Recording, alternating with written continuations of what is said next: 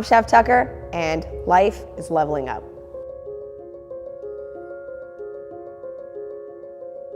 I'm Chef Tucker, and life is leveling up.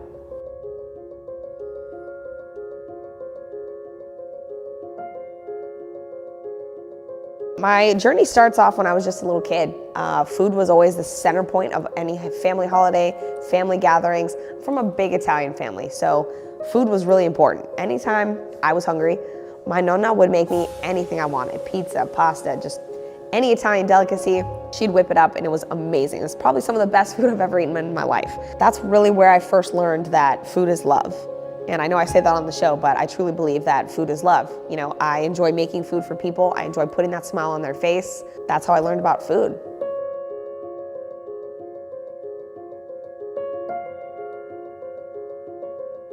So I grew up with this love of food, and I never really thought of that as a career path.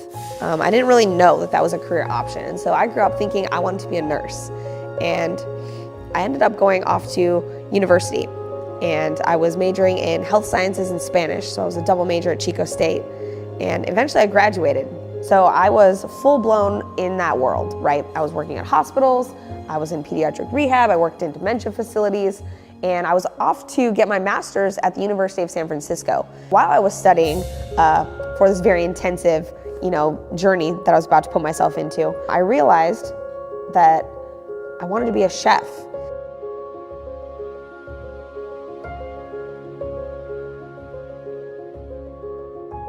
I was watching Chef's Table, a documentary on Netflix, and it was Dominique Crenne's episode. And if you don't know who Dominique Crenne is, she is a French female chef from Brittany, France, and she moved to San Francisco and she opened up her restaurant, Atelier Crenne, and it has since gotten 3 Michelin stars. She now has 3 different restaurants, one of which I had the pleasure of working at. It's called Petit Crenne. She was just being a complete badass in the kitchen. If you've never watched this episode, I highly encourage it, because as you're watching this episode, the food that she is, creating, the food that her chefs are creating is literally edible art on a plate. The menus for her restaurant are stories, they're poems. It was the most beautiful thing I'd ever seen, and I wanted to be a part of it. And I'd never wanted something more in my life. I was like, this is the move. Believe yourself, believe in yourself when it feels right. And so I immediately put in my resignation from university, and I was like, you know what? I'm gonna go to culinary school.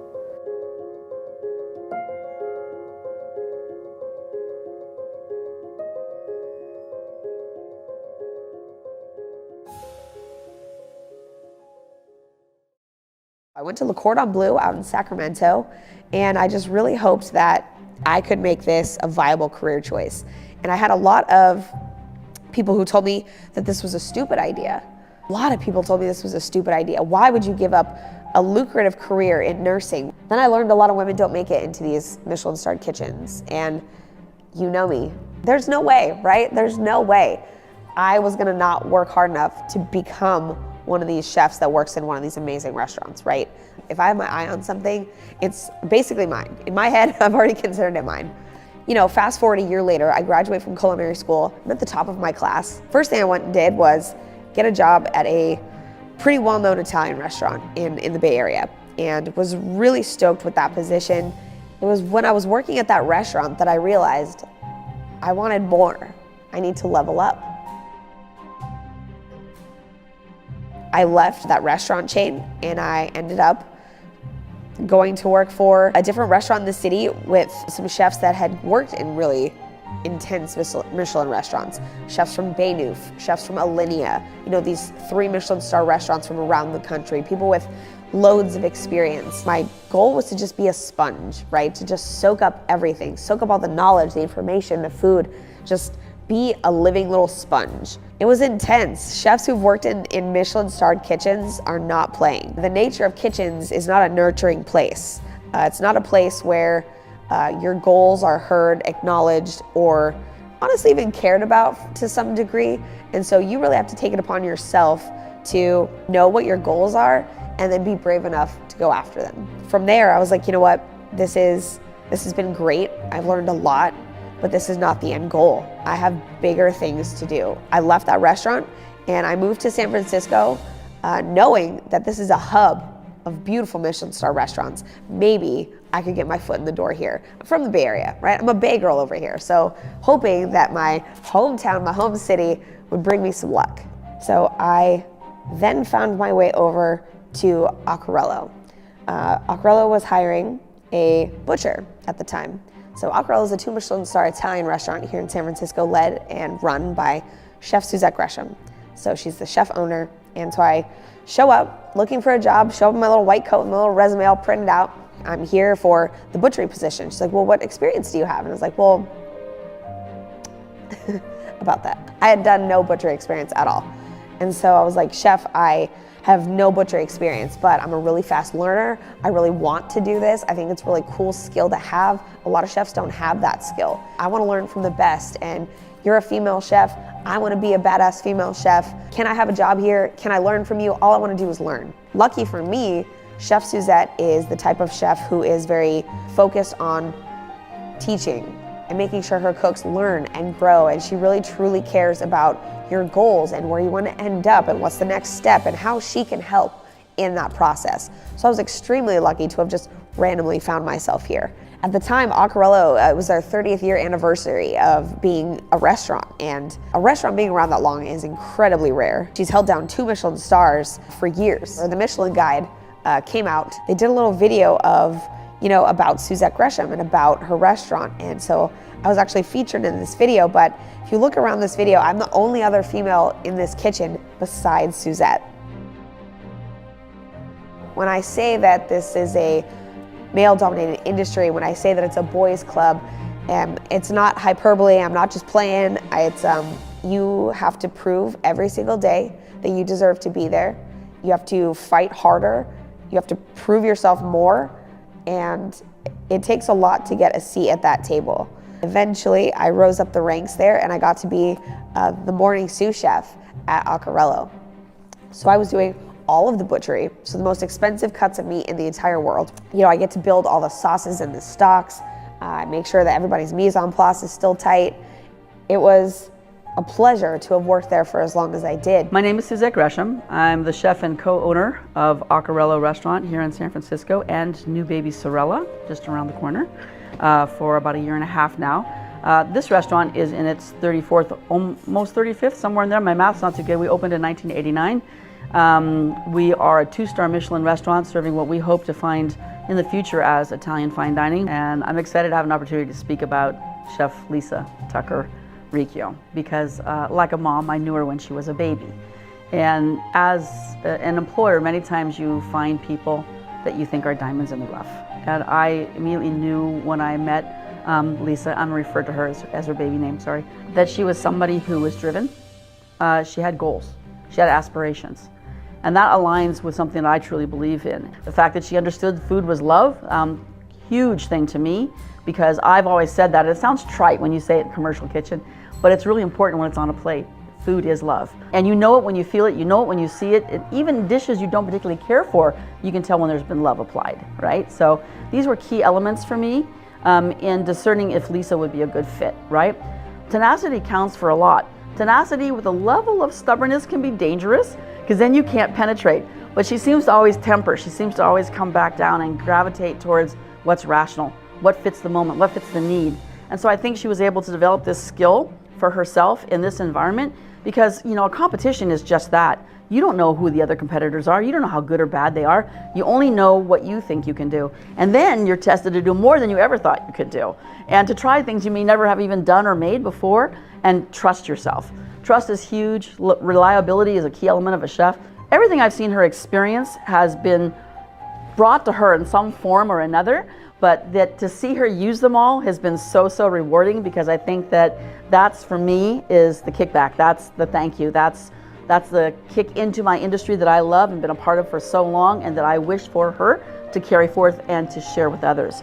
I think she's got a natural affinity to being a leader, a natural affinity to being a teacher, and that I think what you see in some of the next level competitions is that she is empathetic, she is compassionate, she's not just cutthroat. Everything else that she's exemplified has been really extraordinary, and has been to the core of who she is. And I think what's refreshing for me is that when I see her on the screen, she is who she is. These are key things that I think make her a great candidate for winning. I hope she wins. I think she's deserving of winning, and I hope that everyone else who's been in this competition walks away with some of those same rewards, that they're not losers, they're not failures, they tried really hard. And you have to remember that trying is the hardest part. Don't give up on trying, that's the key.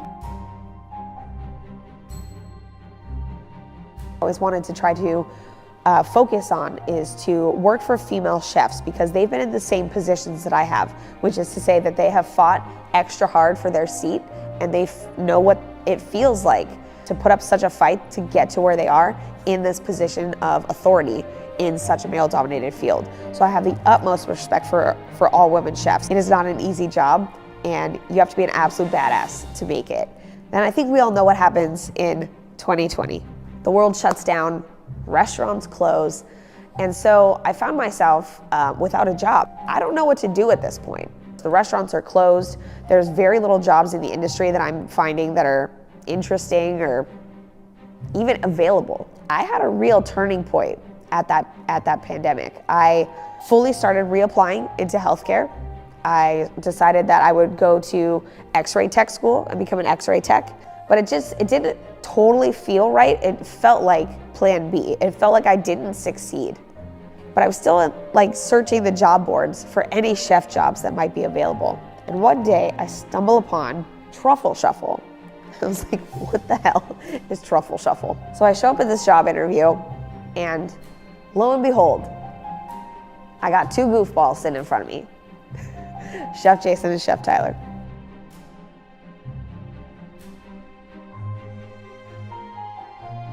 I'd met these guys, they were selling fresh truffles to start their business off back in the day when I was at Acquerello, so we were buying fresh truffles from them. Truly what got me this position was there was an air horn button sitting on the table, and the last part of my interview, they were like, push the air horn button. And I was just like, what? This is ridiculous, but okay. And so I just went, whoosh, and I just like slapped the shit out of this air horn, and the rest is history. Even before I worked at Truffle Shuffle, I had this little part of me that was like, you know what? Maybe you should be on a cooking show. Because I love cooking shows. I watched documentary cooking shows, I watched competition cooking shows. I've watched cooking shows since I was a kid with Julia Child and Jacques Pepin with my mom, right? So I love cooking shows. And so when the pandemic hit, I was like, you know what? Maybe I could be on a show.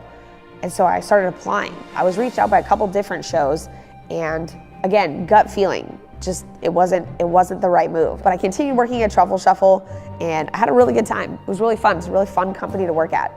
On the side, working on my Instagram, working on my social media pages, and there's an Instagram message from a recruiter, and they're like, hey, your Instagram is dope. I was like, thank you. She was like, you know what? You should apply for this show called Next Level Chef. Have you heard of it? So I applied to Next Level Chef. Well, never having heard of it, I obviously have to do some quick research. So I binge watch season 1, which is the only season that exists so far. Turns out it's a Gordon Ramsay culinary competition show. So obviously, like, I have to be on this. He's such a badass. He doesn't take any shit, and he has the skill to back it up. That's important. I applied for this show, and I hear back pretty quickly. And so there's a very long interview process for this as well, right? Pages of interviews. They wanted to know a lot about the kind of food that you would make. What if this was an ingredient? What dish would you make? At this point, I'm just like, I wonder if this is gonna happen, right? Because I mean, I've had 1 or 2 not pan out. I've had 1 contact me that I wasn't stoked about. So, you know, just, I don't know how this is gonna go. Turns out, they want the tuck. So, I'm really stoked. I show up to Gordon Ramsay Studios, and I find out that I'm on Team Ramsay.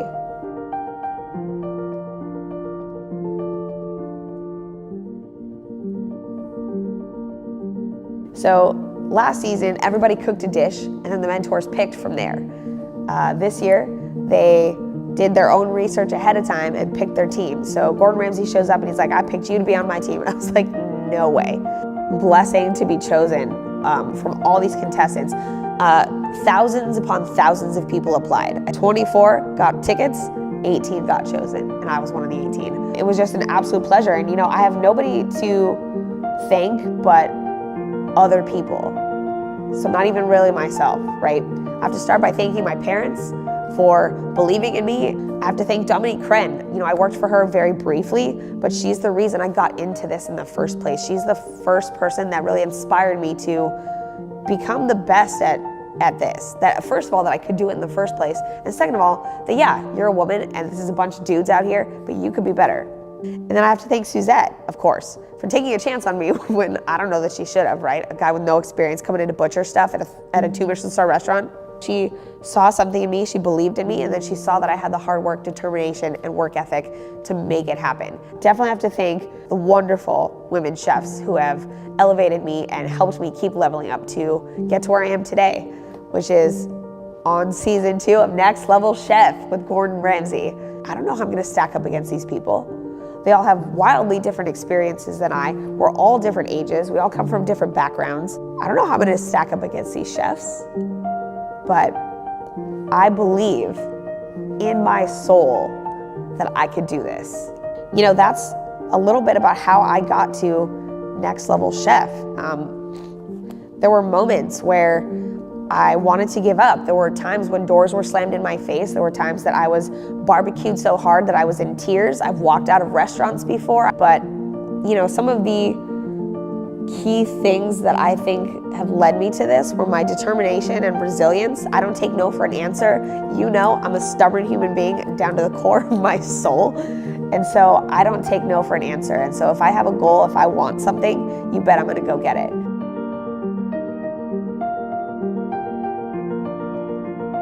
Obviously, it is crunch time on the show. If there was ever a time to level up, it's now. Everything I've ever done has led me to this moment in life, where it is now win or lose, make it or break it time. Luckily, I have the one and only Gordon Ramsay to push me to that next level. Here we are, ready to watch the semifinals and the finale episode of Next Level Chef Season 2. Let's see if I can level up or not. Stay tuned.